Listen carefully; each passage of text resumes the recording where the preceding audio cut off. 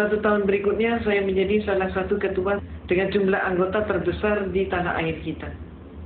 Dan setelah itu saya masuk biara menjadi seorang biarawati atau suster. Ibu dan bapak, jujur-jujur saja saya tidak pernah bercita-cita menjadi seorang muslimah. Cita-cita saya menjadi seorang biarawati dan saat itu sudah tercapai. Namun pada saat justru saya sudah mencapai cita-cita saya, disinilah Allah menyelenggarakan kehidupan hambanya. Pada saat saya di biara, dari seluruh mereka yang masuk biara hanya ada 2 orang saja. Satu adalah diri saya yang diberi tugas khusus, yaitu untuk kuliah di biara dan sekaligus kuliah di Institut Filsafat Teologia yang disebut Seminari Agung, pendidikan akhir pastor. Di sanalah saya menekuni comparative religion, termasuk menekuni Islamologi. Tapi Islamologi yang saya terima di sana bukan untuk menyatakan Islam agama yang salah, tapi sebaliknya untuk menyatakan Islam agama yang jelek. Mereka menyatakan, kalau Anda ingin tahu tentang Islam, lihat saja umat Islam di Indonesia. Maka di Indonesia ini orang yang melarat agamanya apa? Islam. Yang bodoh agamanya apa? Islam. Yang kumuh di bantaran sungai agamanya apa? Islam. Yang kehilangan sandal sepatu hari Jumat siapa? Islam. Yang gak mau bersatu, bercerai-berai terus siapa? Islam. Yang jadi teroris siapa? Juga dikatakan Islam. Maka teman-teman saya sepakat dengan kesimpulan bahwa kalau begitu Islam agama yang jelek. Pada saat itulah saya katakan penyimpulan itu belum benar. Islam jangan hanya dilihat di Indonesia, coba kita lihat bagaimana di negara-negara yang lain. Saya kemukakan contoh, coba kita lihat bagaimana di Filipina. Di Filipina ternyata orang yang melarat dan bodoh agama mereka bukan Islam, tapi adalah Kristen dan Katolik. Meksiko adalah negara yang miskin, dan di sana yang jadi maling ayam, pencopet, pencuri, pemabuk, pemerkosa, penjudi dan lain sebagainya tidak ada satupun yang Islam. Semuanya adalah Katolik atau Kristen. Mesir keadaannya berbalik dengan tanah air kita. Kalau di Indonesia kita berbicara tentang pembantu rumah tangga dan dikatakan beragama Islam, majikannya banyak yang non-Islam, tapi kalau di Mesir terbalik. Di Mesir justru majikan beragama Islam dan pembantunya justru Kristen dan Katolik, dan selaris yang paling murah mereka datangkan dari Filipina yang beragama Katolik. Irlandia adalah sebuah negara yang tidak pernah selesai dengan konflik internal antara selatan dan utara. Dan yang konflik itu tidak melibatkan seorang pun yang Islam. Semuanya yang konflik adalah orang Protestan dengan orang Katolik. Mereka itulah yang saling membantai dan saling membunuh. Dan oleh masyarakat Eropa, yang dijuluki sebagai teroris itu adalah Irlandia dengan julukan khusus sebagai teroris Eropa. Lebih lanjut lagi kita ke Italia. Di Italia yang menjadi gembong obat bius dan perjudian, tidak ada satupun yang Islam. Semua mafioso beragama Katolik. Maka saya katakan kepada dosen saya, pater sebutannya, pater atau pastor, saya katakan pater, tidak terbukti bahwa Islam jelek.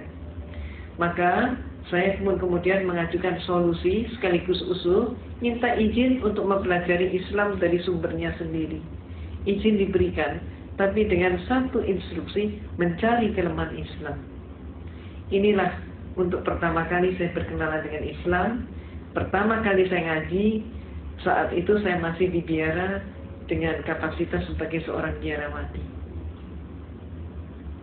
Tapi ketika saya memandang kitab suci Al-Quran, melihat huruf hijaiyah, saya itu jadi bingung. Ayat ini mana yang depan, mana yang belakang, mana yang atas, mana yang bawah, bingung sekali.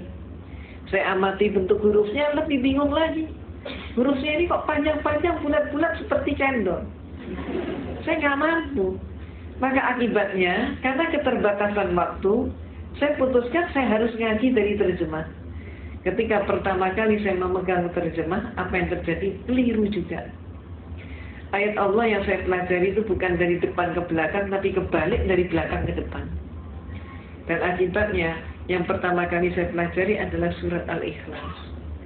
Qul huwallahu ahad, Allahu samad, lam yalid wa lam yulad wa lam yakul lahu kufuwan ahad. Malamnya saya ngaji surat Al-Ikhlas, persis pagi harinya saya mendapatkan kuliah teologi di mana dosen saya menyatakan Tuhan itu satu tapi pribadinya tiga. Inilah penyelenggaraan Allah. Sehingga malam harinya ada kekuatan yang mendorong saya untuk kembali ngaji. Allahu Ahad. Ini yang benar menurut suara hati saya begitu. Maka hari-hari berikutnya saya dialogkan dengan dosen saya. Saya katakan, Pater, saya belum paham hakikat Tuhan. Maka kemudian dosen saya pun bertanya, bagaimana mungkin seorang biarawati tidak paham hakikat Tuhan? Kaget sekali dia. Maka dia pun maju ke papan tulis, menggambar sebuah segitiga sama sisi. AB sama dengan BC sama dengan CA. Saya ditanya, segitiga ini berapa? 1. Sisinya berapa? 3. Itulah Tuhan itu satu tapi pribadinya 3, kata dosen saya. Maka kemudian saya pun mengatakan, kalau demikian Pater, suatu saat nanti, kalau dunia sudah semakin maju, ipteknya pun semakin berkembang, Tuhan itu kalau cuma 3 pribadi tidak akan mampu untuk mengurus dunia. Paling setidak-tidaknya harus mendapatkan penambahan menjadi 4 pribadi. Jawab dosen saya, tidak bisa. Saya jawab, bisa saja. Maka saya pun maju ke papan tulis, menggambar segi 4 sama sisi. Kalau dosen saya menyatakan Tuhan itu pribadinya 3, dengan menggambar segitiga, maka saya gambar segi 4 sama sisi, sah-sah saja kalau saya katakan Tuhan itu pribadinya 4. Apa kata dosen saya? Tidak boleh. Kalau tadi tidak bisa, sekarang menjadi tidak boleh. Maka kemudian saya tanya, kenapa? Jawabnya, ini dogma. Dogma adalah hukum atau aturan yang dibuat oleh pemimpin gereja. Maka saya tanya, Pater, kalau saya belum paham dogma itu bagaimana? Dia mengatakan, Anda paham atau tidak, terima saja, telan saja, dan jangan dipertanyakan. Kalau Anda bertanya, kalau Anda ragu, hukumnya dosa. Walaupun saya sudah dijawab seperti itu, tapi malam hari ada keinginan yang demikian kuat untuk kembali mengkaji Al-Quran. Demikian terus-menerus terjadi, sehingga saya pun semakin ingin berdialog dengan dosen saya tentang masalah konsep Tuhan, tentang masalah tauhid, kalau kita menyebutnya demikian. Maka antara lain saya pernah bertanya, Pater, yang buat meja ini siapa? Saya pernah bertanya begitu. Maka kemudian dosen saya nampak dia menangkap ada sesuatu yang lain di balik pertanyaan saya. Dia tidak mau menjawab, bahkan saya disuruh menjawab sendiri. Dan saya pun menjawab. Saya katakan, Pater, kalau menurut saya yang membuat meja ini pasti tukang kayu. Lalu kenapa? Pasti tanya lagi dia. Saya jawab, kalau menurut saya meja ini walaupun dibuatnya setahun yang lalu, sampai 100 tahun kemudian meja ini tetap meja, tidak berubah menjadi tukang kayu, dan tidak ada satu pun meja yang mampu mengubah dirinya menjadi tukang kayu. Tukang kayu tidak boleh dipersamakan dengan meja. Maka dia pun bertanya, apa maksud Anda? Saya katakan, Pater, menurut pengamatan saya, Tuhan itu menciptakan alam semesta dan seluruh isinya termasuk manusia. Maka ada manusia yang dilahirkan setahun yang lalu. Sampai 100 tahun kemudian, ternyata dia tetap manusia. Bahkan sampai kiamat pun manusia tetap manusia. Tidak ada satu manusia pun yang mampu mengubah dirinya menjadi Tuhan, dan Tuhan tidak boleh dipersamakan dengan manusia. Malamnya saya ngaji lagi, dan hari-hari berikutnya saya dialog lagi, saya diskusi lagi. Saya pernah menyatakan juga, Pater, siapa yang melantik RB? Saya ditertawakan kali ini. Bagaimana mungkin seorang biarawati nggak ngerti siapa yang melantik RW? Maka saya jawab, sebetulnya saya mengerti. Maka kemudian dia baru terhenyak, dia kaget sekali. Apa sih maksud Anda? Dia tanya. Coba menurut Anda siapa? Coba silakan jawab. Bertubi-tubi saya digitukan. Dan kemudian saya katakan, Pater, kalau menurut saya yang melantik RW pasti eselon di atasnya, lurah ataupun kepala desa. Kalau sampai ada RW dilantik oleh RT, maka jelas pelantikan itu tidak sah. Demikian pula ada 100 orang kopral bermusyawarah untuk mengangkat salah satu teman mereka menjadi seorang jenderal. walaupun yang melantik 99 orang, tetap saja pelantikan itu tidak sah. Apa maksud Anda? Dia tanya. Maka saya katakan, Pater, menurut pengamatan saya, Tuhan itu menciptakan alam semesta dan seluruh isinya termasuk manusia. Manusia hakikatnya sebagai hamba Tuhan. Maka kalau ada manusia melantik sesamanya manusia menjadi Tuhan, jelas pelantikan itu tidak sah. Malamnya saya ngaji lagi, terus seperti itu. Dan kemudian saya diskusi lagi, sampai pada klimaksnya saya bertanya tentang sejarah gereja. Saya katakan, Pater, menurut semua literatur yang saya pelajari dan kuliahnya saya terima, Yesus yang oleh umat Islam disebut Nabi Isa alaihissalam, ternyata Yesus itu untuk pertama kalinya dilantik menjadi seorang Tuhan.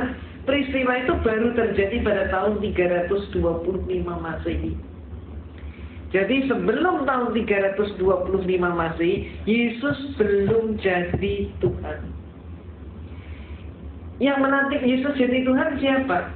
Yang melantik Yesus jadi Tuhan adalah seorang raja Romawi, yaitu Konstantin.